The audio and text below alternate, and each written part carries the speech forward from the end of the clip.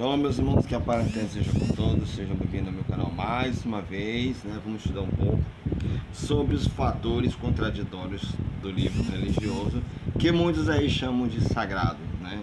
E que muitos acham que se você falar mal contra este livro, tragédias e pragas terríveis vocês vão ter, né? Eu acho equivocado que eles recebem tanta coisa pesada e atribuem isso ao demônio, sendo que eles provocam, quebram a lei e tudo mais, mas fica por isso mesmo. Fazer o que, né? Obras e pensamentos humanos.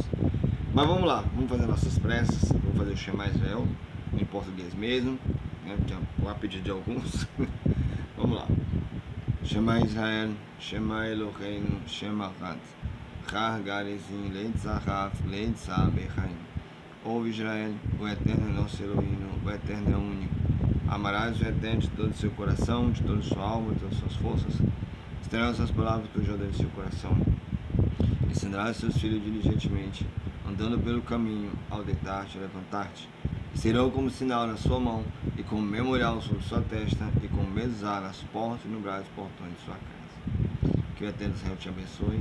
E vamos lá, hoje vamos falar sobre o significado real da profecia de Isaías 7.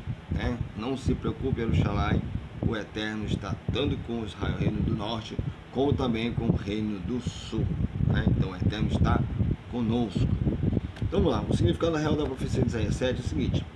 Lembra que a gente, não sei se você já viu, se você não viu, dê uma olhada nos outros vídeos, que a gente explicou no artigo anterior, como os cristãos, eles mudaram a tradução de Isaías 7,14, e eles inventaram um mito sobre o nascimento do Nazareno. Já viu isso?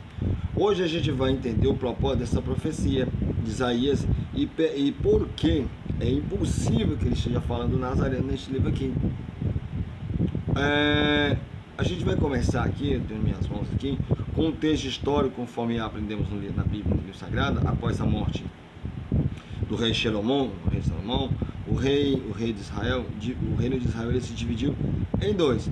O reino de Israel do norte, com os samaritanos, né, com a capital em Shomron, Samaria, e o reino de Judá no sul, né, com Jerusalém como capital.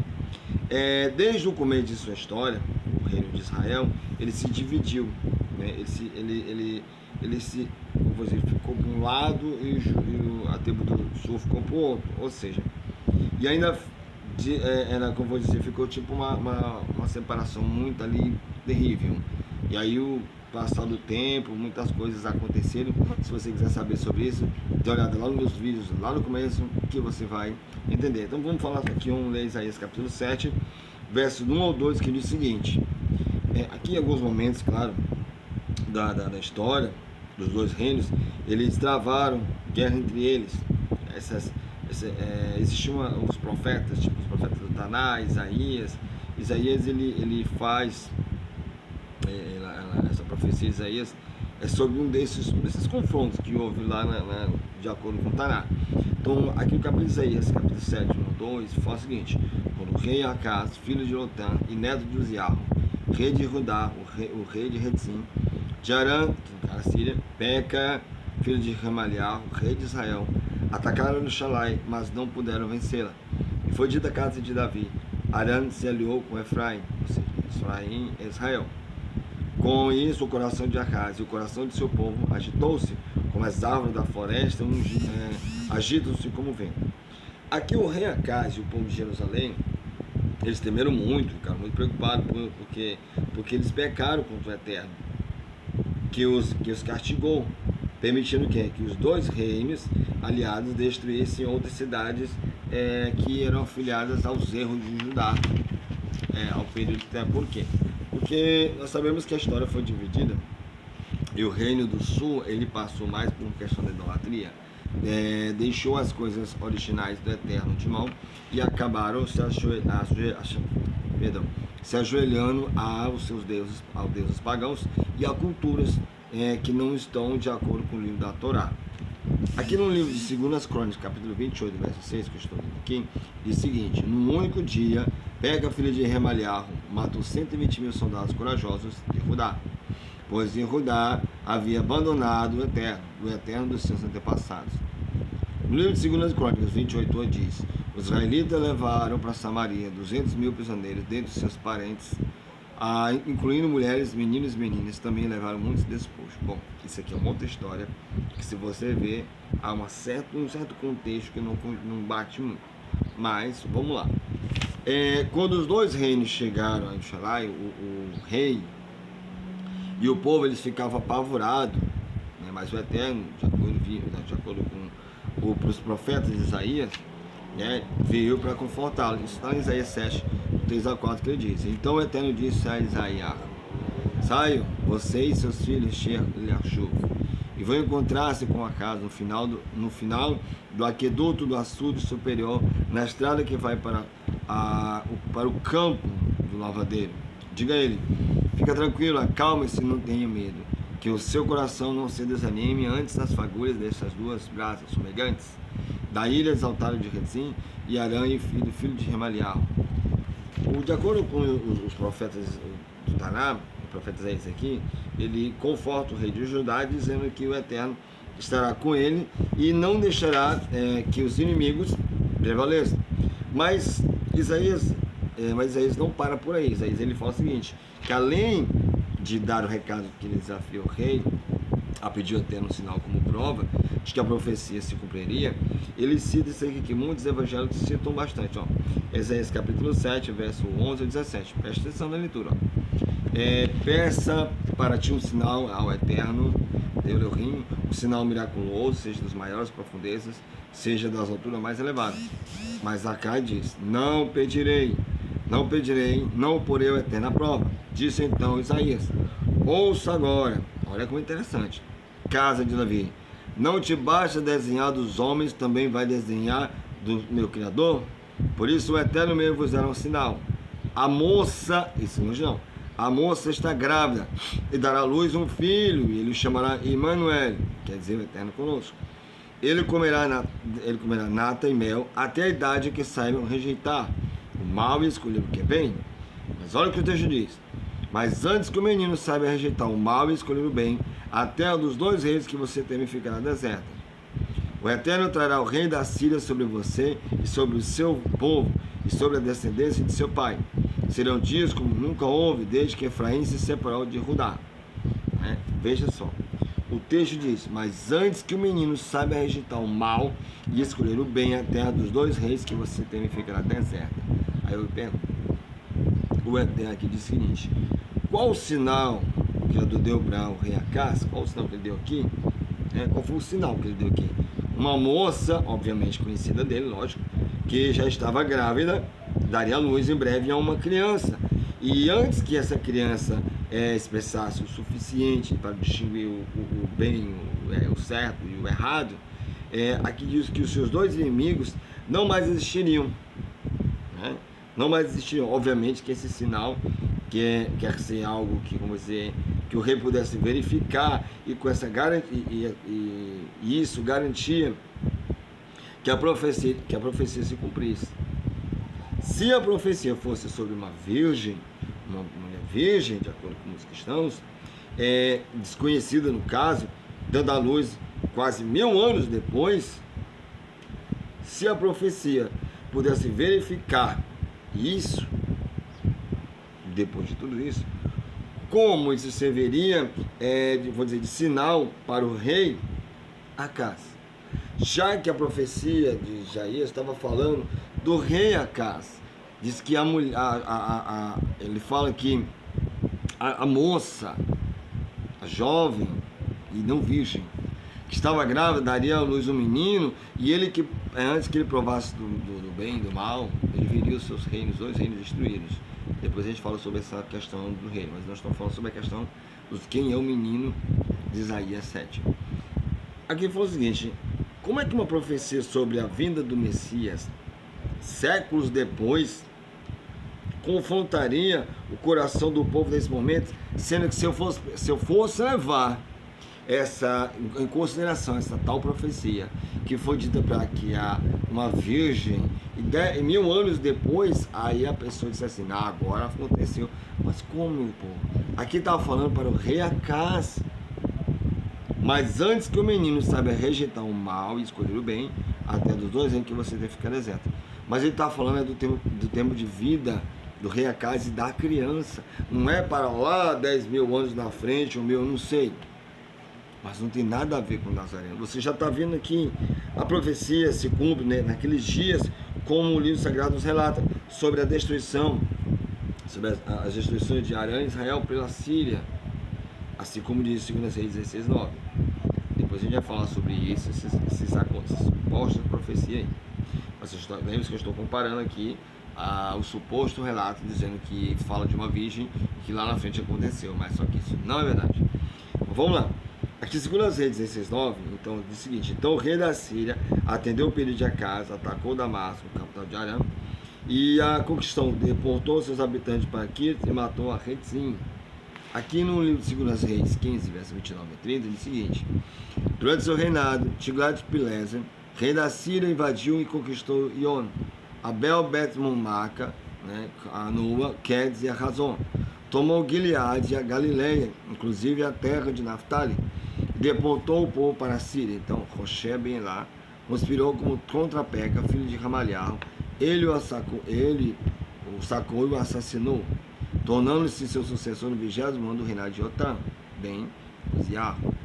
Ou seja, basta ler aqui o capítulo 7 de Isaías, do começo, e não somente um verso isolado, como muitos já fazem por aí, pegam a vista e jogam lá para frente, Emanuel, já cumpriu-se, não é assim? Para atentamente, claramente, que a profecia de Isaías, ela não se trata do Nazareno, muito menos de uma virgem dando uma luz 1000 anos depois. Mas só que os cristãos sabem medir isso, afinal, que conseguem ler. Ou seja, eles alegam que essa é uma dupla profecia. É um modo de escape deles dizerem que tudo que acontece aqui no Taná é uma duplo sentido. Tá entendendo? Dizem que é o duplo sentido da profecia, que certamente se cumpriria naqueles dias, mas que também foi cumprido no tempo do Nazareno. Só que não. Ali o profeta estava falando com o rei Acaz para a mulher que estava grávida ali junto com ele. E o menino nasceu. Olha só o seguinte. Essa resposta aqui, além de não fazer o menor sentido, também não tem nenhum embasamento bíblico. No máximo, como vou dizer, me perdoe pelo... porque a indignação é grande. Esse seria o único sinal dado por um profeta Isaías deste tipo. Não só isso, de acordo com os cristãos, né, então eles têm que admitir, que naqueles dias, então, outra virgem também deu à luz. Porque lá aqui fala de uma moça que já estava grávida, não fala de uma virgem. Não fala de uma virgem. Outra pergunta também que eu quero fazer é que outros 2 reis foram destruídos quando o Nazareno ainda era pequeno e não sabia distinguir o bem do mal. Qual foram os 2 reinos que foram destruídos na época do Nazareno, antes de ele saber o que é bem e o que é mal? Como é que fica isso? Não tinha a moça que estava grávida, mas o cristiano disse que era uma virgem. E se acontecia duplo sentido, então cadê os reinos? Cadê a tribo que diz que desapareceu? Porque os samaritanos israelitas estão aí. As 10 tribos estão lá, espalhadas também pelo mundo. E aí, como é que fica o abençoado, abençoada? Esse capítulo, encontramos duas pessoas com nomes especiais e que também são sinais para o próprio do povo judeu. De acordo com os sábios, né, esse nome carrega mensagem importante ao rei de Judá. Quando o Eterno envia o profeta Isaías, né, ele manda levar seu filho Shear. O nome do menino é até complicado, eu estou bem aqui escrito o nome dele. O nome do menino é Shear Lashuf. Mas por quê? Que papel Shear Lashuf tinha? Nunca mencionado antes ou depois em toda a Bíblia teve nessa história. Qual é o papel que ele teve? Qual o papel mencionado nisso aí? Qual é? A resposta é que ele mesmo e seu nome já era um sinal para o rei de Judá. Shear Lashuf significa os remanescentes retornarão para mim. Vê, né? Se você pegar o livro de Rashi, você vai ver que está falando sobre essa tradução. Ou seja, como vimos anteriormente, centenas de milhares de judeus foram mortos, capturados durante a guerra. Né? Mas quando o inimigo chegou a Jerusalém, o Eterno aqui mandou uma mensagem ao rei, né? E isto, uma mensagem para o povo, para permanecer lá.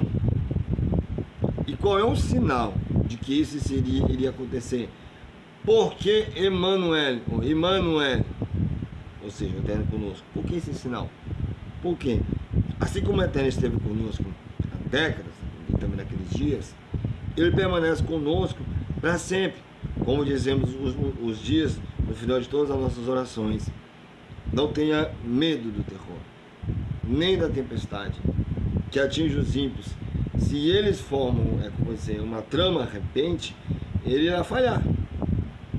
Se colocar um plano, não vai prevalecer. Por quê? Porque Emmanuel está conosco, ou seja, o Eterno está conosco. E não que seja uma pessoa, uma criança lá no futuro para fazer isso. E refutando tudo isso, de acordo com o que conta, aí fica aquela pergunta: o rei Ezequias ou o falso Messias, quem é o menino de Isaías 9? Falei 7, deixa por aqui 9. Aqui no livro de Rashi, eu estava lendo aqui, ele fala o seguinte: relevos de Laxas, é encontrado aqui no Palácio de Sarrive, exposto no Museu Britânico. Aí tem uma tradução lá do texto gravado em relevo que diz o seguinte: Sanhariv, o poderoso rei do país da Síria, sentado no trono do juízo diante da cidade de Laxas, ou seja, Judá. Eu dou permissão para a sua destruição. Esse é o que está escrito na tradução que está lá. Uma das mais dramáticas, uma das mais histórias dramáticas em todo o Taná é o relato da batalha entre o rei Ezequias e Sarriv, ou seja, o rei da Síria. A história ela é tão marcante que se repete em diversos capítulos do livro sagrado, tipo as 2 Reis 18 ao 19, Isaías 9 e 10, né? E Isaías 36 e 27 e 2 Crônicas 32. O maior império da época, a Síria, ele veio contra o reino de Judá e tomou diversas cidades, inclusive, como ele fala aqui, Laches, a segunda cidade mais importante do reino, né? Que ele diz que depois disso o rei Sanribe, ele decidiu atacar Jerusalém. E ele marchou contra a cidade com um enorme exército. O rei de Judá era Ezequias, um dos maiores reis que já sentou no trono de Jerusalém. Olha só o que diz aqui em 2 Reis 18, 5, 7. Ezequias confiava no Eterno, Criador de Israel. Nunca houve ninguém como ele entre todos os reis de Judá, nem antes nem depois dele. Ele se apegou ao Eterno e não se afastou dele. Guardou seus mandamentos, os quais o Eterno tinha dado a Moshe, que apareceu com ele. E o Eterno estava com ele. Era bem sucedido em tudo que fazia. Então, de acordo com a tradição judaica, lembre-se, de acordo com a tradição judaica, essa história aconteceu na primeira noite do Pêssar, que deixou tudo ainda mais fascinante. No livro chamado Yakut Shimoni, Menachim, na página 241, e Mequilá 31, de Rashi, ele imagina o povo judeu sentado em suas casas durante o Seder do Pêssar, a leitura do Pêssar, enquanto do lado de fora o maior império da terra estava esperando para destruí-lo. Aí, de acordo com a história, o Eterno então envia um profeta Isaías com uma mensagem de confronto a Ezequias e ao povo Yehudim. Essa mensagem você vai encontrar lá em 2 Reis, capítulo 19, versos 6 ao 7, que diz o seguinte: assim diz o Eterno, não tenha medo das palavras que você ouviu, das blasfêmias que o servo do rei da Síria lançaram contra mim. Ouça, eu farei tomar a decisão de retornar ao seu próprio país, quando ele ouvir certa notícia, e lá o farei morrer à espada. Então, da mesma forma que o Eterno passou pelo Egito e matou todos os progênitos nessa noite do Pêssar, um milagre aconteceu naquele dia. De acordo com 2 Reis, capítulo 19, verso 35 a 37, diz o seguinte: naquela noite o anjo do Eterno saiu e matou 185 mil homens no acampamento assírio. Quando o povo se levantou na manhã seguinte, o lugar estava repleto de cadáveres. Assim, Sanheriv, rei da Síria, desmontou o acampamento e foi embora. Voltou para Nínive e lá ficou. Certo dia, enquanto ele estava adorando no templo de seu Deus, Nisroch, seus filhos, atacou. Né? Seus filhos, Adramalaché e Saretes, mataram a espada e fugiram para a terra de Ararat. Seu filho Esarhadon foi o seu sucessor. Olha só que interessante. É interessante saber que o historiador grego, Heródoto, do ano 485 a 420, antes da era da construção, ao escrever sobre a história do Egito, ele relata que uma praga de ratos atacou o exército de Sanherib a caminho do Egito, forçando a voltar para casa. Lembre-se que Jerusalém fica bem no caminho entre a Síria e o Egito. Né? Em honra a isso, os egípcios eles colocaram uma estátua de Cetus. Quem é Cetus? É uma estátua, um rato na mão, um templo de Vulcano. Está lá com o rato na mão para provar que eles passaram lendo. Cetus é uma espécie de divindade que eles tinham lá. Então, outro historiador famoso, Berossos, da Babilônia, que viveu por volta do ano 340, antes da era da construção, conta que uma doença atingiu um exército de Sanherib, matando 185 mil soldados durante uma das suas campanhas. Olha que interessante, relatos históricos. O que você acha mais? Mas aqui o relato mais importante não veio desse historiador, e sim do profeta Isaías. Ele dedica os capítulos 9 e 10, assim como os 36 e 37. Para o quê? Para nos contar essa história. Aqui começa, assim começa a disputa contra os missionários. Assim também começa a nossa disputa contra esse povo mentiroso. Esse povo que está te enganando e vai te enrolar enquanto você achar que alguém vai descer de algum lugar. Né?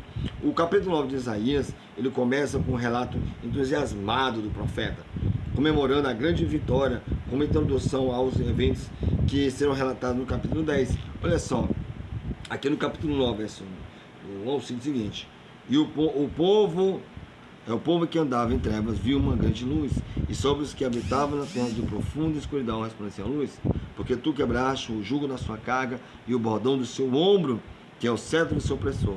Mas no dia de Midian, porque nasceu para nós uma criança, porque nasceu e não nascerá ou nasceria, porque nasceu para nós uma criança, um filho nos foi dado, a autoridade está e não estará sobre seus ombros, foi chamado e não chamará. Seu nome maravilhoso, conselheiro, Deus forte, Pai eterno, príncipe da paz. De que ele está falando aqui? É de alguém lá no futuro? Não é. Por que o ombro, por que a responsabilidade estava no seu ombro? Por quê? Essa grande vitória foi atribuída ao rei Ezequias. Por quê? Pois veio como resultado de sua submissão ao Criador e reconhecimento que somente através dele seriam capazes de vencer. Aqui no livro de 2 Reis, e isso você tem na sua Bíblia, só você prestar atenção.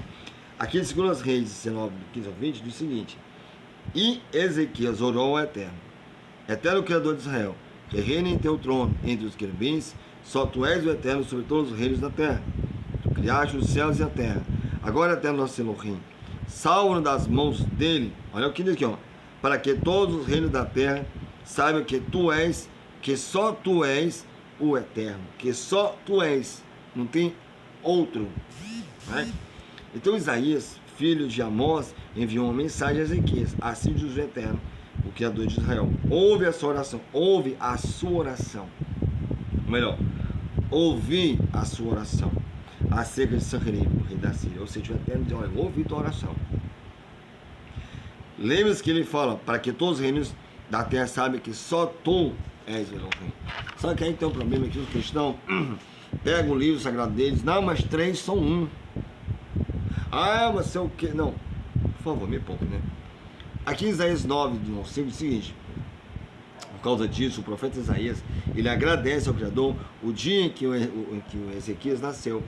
Por quê? Que é por isso ter sido feito o reino de Judá. Porque está escrito: porque nasceu para nós uma criança. Nasceu e não nascerá. Presta atenção, lê esse negócio direito. A autoridade está sobre seus ombros, e foi chamado esse nome Deus Forte. Era o significado do nome da criança. E não que ele seria um Deus forte, mas o significado. Todo nome israelita ele tem um significado, leva ao eterno, não para um futuro de alguém. Aqui também, o seu nome ele foi chamado Ezequias, né? Ezequias em hebraico significa Zerquiarro, né? Zerquiarro, formando das palavras Hazak, forte, Yahu, né? Ou seja, o eterno forte, e não que significa que eles eram Deus. Isaías, ele entra então, no capítulo 10 e continua falando sobre a vitória miraculosa do rei Ezequias contra a Síria. Uma prova de que os textos estão associados e, portanto, só podem estar falando de Ezequias. É o fato de que o profeta usa as mesmas palavras nos dois capítulos. Olha assim, eu estou olhando, eu falo você, mas olha porque para os livros sagrados aqui, ó. Isaías 9:3 diz o seguinte: porque tu quebraste o jugo da sua carga e o bordão do seu ombro, que é a vara do seu opressor, como num dia de Midian. Isaías 10:27.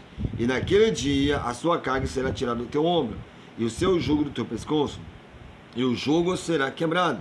Atenção. Isaías 10:5. Ai da Síria, vara da minha ira, é como o bordão nas mãos onde a minha indignação. Isaías 10:24. Não temas a Síria quando te ferir com a vara e contra ti levantar o seu bordão. Estas são as palavras que eu estou dizendo. Isaías 10:26. E o eterno dos exércitos será contra ela um flagelo, como a matança de Midian junto à rocha de Joré. Ou seja, você percebeu alguma coisa aqui? Da mesma forma que a vitória dos judeus sobre Midian foi atribuída a Guidom, né? Ou seja, a Gideão, se você vai em vez de Juízes 6 a 8, aqui também a vitória foi atribuída a Ezequias, a vara do opressor. A Síria foi quebrada e o povo Yahudim foi salvo mais uma vez na noite do Pêssego, de acordo com os relatos judaicos. Outra conexão importante entre esse capítulo 9 de Isaías e o sinal dado pelo profeta ao rei Ezequias sobre a derrota dos assírios no livro de Reis, logo após o verso sobre o nascimento de Ezequias, que ele continua dizendo o seguinte, 9 verso 7 de Isaías: do aumento do seu governo e da paz não haverá fim, sobre o trono de Davi e no seu reino, para o estabelecer e o fortificar em retidão e em justiça desde agora e para sempre. O zelo do eterno dos exércitos fará isso. Zelo do eterno, não é do Nazareno, do eterno, né? Aqui em 2 Reis 19, verso 29 a 38, diz o seguinte, a você, Ezequias, darei este sinal, olha aí: neste ano vocês comerão do que crescer por si, e no próximo daquilo que brotar. De Jerusalém serão sobreviventes e um remanescente de Sião. O zelo do eterno dos exércitos executará.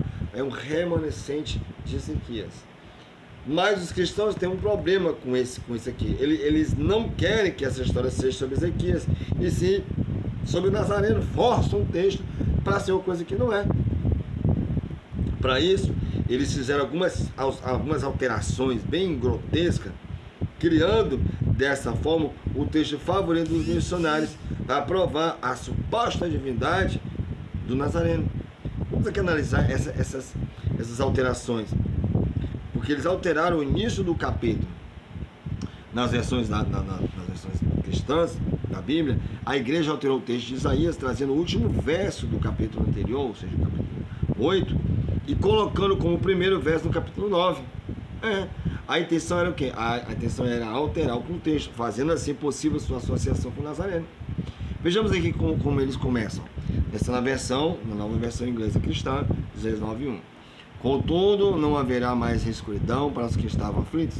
No passado ele humilhou a terra de Zebulon e de Naftali, mas olha só, mas no futuro honrará a Galiléia dos gentios, o caminho do mar junto ao Jordão. Olha só, como todo mundo sabe, o Nazareno cresceu e passou a maior parte da sua vida na Galiléia, no norte de Israel. A verdade é que, de fato, ele nasceu lá também, em Nazaré, e não em Belém.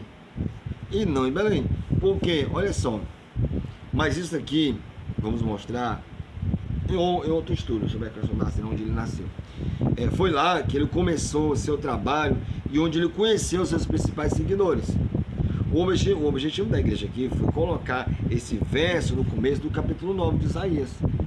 Tá te confundindo.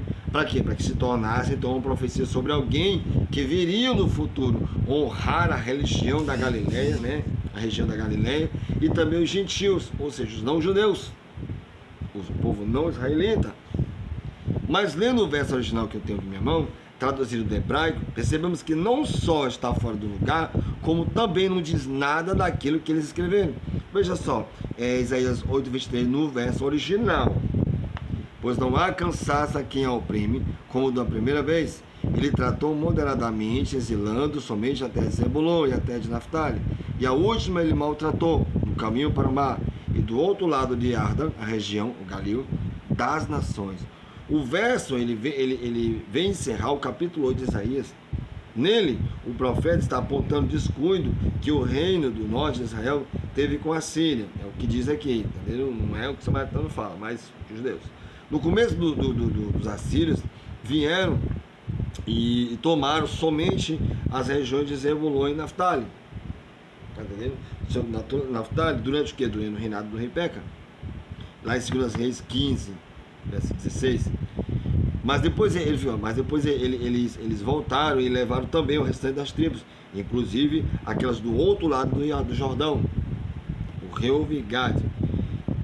Leia novamente o verso e veja como o texto está claro e não bate em nada com uma versão cristã. Leia, volta o vídeo, vou repetir para você. Pois não há cansaço a quem a oprime, como da primeira vez.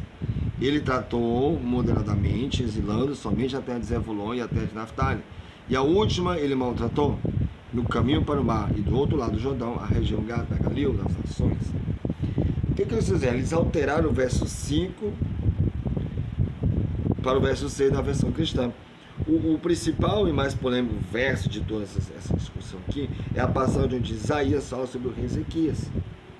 Como com o texto alterado no início do capítulo, agora os cristãos ele direcionam esse verso como uma profecia futura sobre o nascimento e divindade do seu mestre e falsário. Como vimos aqui, o profeta ele faz uma referência a como seria conhecido o nome desse menino. Um desses adjetivos é eterno forte. Para os cristãos, isso é uma prova de que esse menino seria uma divindade, só porque se chamava Deus Forte. Um detalhe bem importante aqui nesse verso é que o texto diz que foi chamado seu nome, Deus Forte. Como sabemos, muitos nomes em hebraico, revelando que o significado do Eterno, carregam o nome do Eterno. Mas isso não faz com que as pessoas se tornem divinas. Vejamos alguns exemplos daqui, tipo Gedalia, grande Deus, Tuvia, bom Deus, Hanania, Deus gracioso, Resquial, Ezequias, no caso, Deus forte. Esses nomes aqui são nomes comuns entre os judeus, que simplesmente foram dados como forma de engrandecer o Eterno de Israel, e não de atribuir a divindade a essas pessoas, como as pessoas acham, Yeshua, Yahushua, sei lá como ficam presos aí. Em todo o Novo Testamento não encontramos nenhuma menção sobre Jesus ter sido chamado de Deus forte. Seu nome também não tem nenhuma relação com esse verso. Portanto, os cristãos eles cortam do verso a palavra nome e colocam o verbo no futuro. Mudou na frase, foi chamado, seu nome, para será chamado. Está entendendo? Será chamado. Criando a alusão de que no futuro ele seria Deus forte, conselheiro, príncipe da paz, e tirando qualquer relação com o nome dele. Aqui na Bíblia cristã, Isaías 9:6, é o que ele diz, porque o menino nos nasceu, o filho nos foi dado, e o governo está sobre seus ombros. E olha o texto adulterado. E ele será chamado maravilhoso, conselheiro, Deus forte, Pai, eterno, príncipe da paz. Mas veja só no texto original, o verbo está no passado, e a palavra nome está escrita aqui na Isaías 9, do 5. Porque nasceu para nós uma criança, um filho nos foi dado, a autoridade está sobre os seus ombros. Olha só, foi chamado seu nome maravilhoso, conselheiro, Deus forte, Pai eterno, príncipe da paz. Obviamente que a maioria dos cristãos não faz a menor ideia de que isso foi feito com o texto original. Como não tem conhecimento de língua hebraica nenhuma, eles acham e ficam reféns dessas traduções malucas que eles acham que é aí, e leem esse texto e não entendem como os israelitas conseguem ignorar isso. Portanto, não é de surpreender de que milhões de pessoas leem esse texto e não faz boludo o que está dizendo, como os israelitas surpreendem e entendem. Se você se deparar com alguém assim, mostra para ele esse artigo, esse vídeo, e estude junto com essas informações, esses vídeos que eu estou lhe dando.